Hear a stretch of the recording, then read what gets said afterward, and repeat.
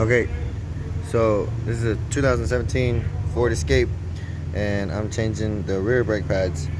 And electronic park brake, we meet again. You can see right here, the module is what drives the actual brake piston when the parking brake is gauged. Unfortunately, well, fortunately, it's not hard to disengage it to service the rear brakes, but there is maintenance mode on this one, like other newer vehicles. And in order to actually disengage it, you have to go into the car, which probably should have done this on the ground, but I didn't realize that until after the fact, because I thought it was just actually regular brake pads with calipers. I mean, regular calipers. And this one, as soon as I took the wheel off, I seen that fancy little piece of electronic.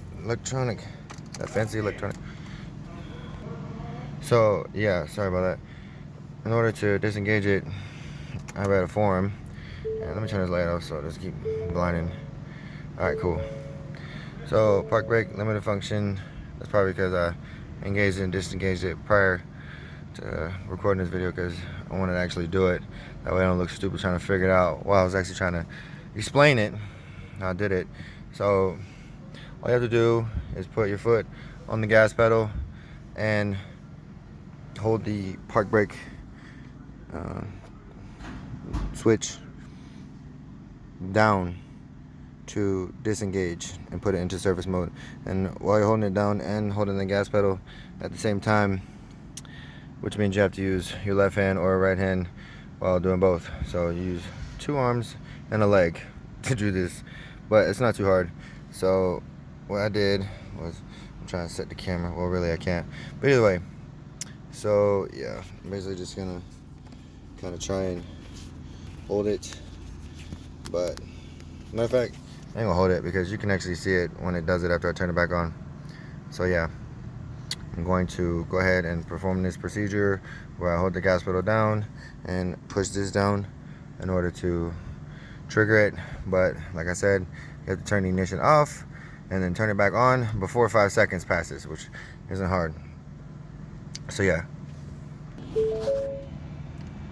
Okay, so right there, boom, park brake maintenance mode. Turn the key off, turn it back on within 5 seconds. Probably couldn't hear it in the camera, but I heard it if you didn't. The winding sound of the motor retracting lets me know right there. Like it says, park brake maintenance mode now. Like I said, all I did was push this down, put my foot all the way on the accelerator, like I just held it to the floor, and then I held this straight down all the way. I mean, you gotta put no extra pressure on it. You literally just like normal. And then as I was holding those two, you literally just turn the key off, and then literally turn it right back on, and you'll hear it whining as soon as you see the lights pop up on the dash, and that right there will pop up seconds after, like you have seen. So now I'm gonna go back to the actual caliper and figure out the tools I'm gonna need, which I popped the cap off of the slide pin, and it's gonna be a hex. Okay, so here's the brake caliper. I popped the cap off, and you can see how the cap inside, it's gonna be a hex. All right, I'm gonna leave that off, but yeah. Oh, and to get the lug nuts off, it's a 19 millimeter. Ford and a lot of other people, even Chevy, putting these fancy little caps on. And if you don't get the exact right socket, sometimes standard or whatever, or special lug wrench or whatever, you can actually round them out, which these ones have been slightly rounded, but either way, 19 millimeter, half-inch drive. All right, so pop the caps off, figured out which one it is. This is a metric Allen key socket, number 7 millimeter, I'm not sure, but yeah, H7. All right, and I'm gonna go ahead and break the nuts loose first with the ratchet and hit it with the battery just to get it off quick. All right, another quick disclaimer: when you're taking the bottom bolt out of the caliper, you can see stabilizer link, sway bar, whatever, is kind of close. So being that Snap-on makes fathead ratchets, I actually just threw a swivel on there in order to be able to get that clearance. And as you can see, the nut's the bolt's out.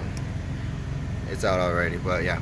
And then the top one, you can just, regular socket, H7 and then the ratchet. Alright, and I figured this out right here. This little spring-loaded clip, which holds caliper to the caliper bracket, was keeping it from coming off. And on top of that, the bolts didn't want to come all the way out, or the pins didn't. So I literally just took a pick or Phillips head screwdriver, whatever will fit in the hole, and just pushed it out because threads were already out. Once I pushed those out, realized that right there, took my pick, popped that off. It literally just popped right off, which lets me know it's not going to be difficult to install.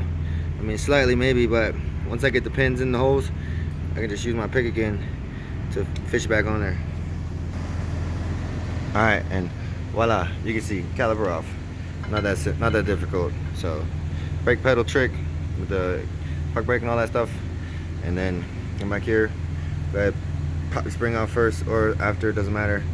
Go ahead and get your slide pin bolts out and then push them out, screwdriver, pick, whatever, doesn't matter, straw, as long as it's strong. And then at that point you'll be able to go ahead and just slide the caliper right off. And as you can see, it's a twist caliper, obviously, because it's got that electronic park brake, and that's the style they use. So now I'm gonna get my special little twist caliper compressor tool to go ahead and get that back flat.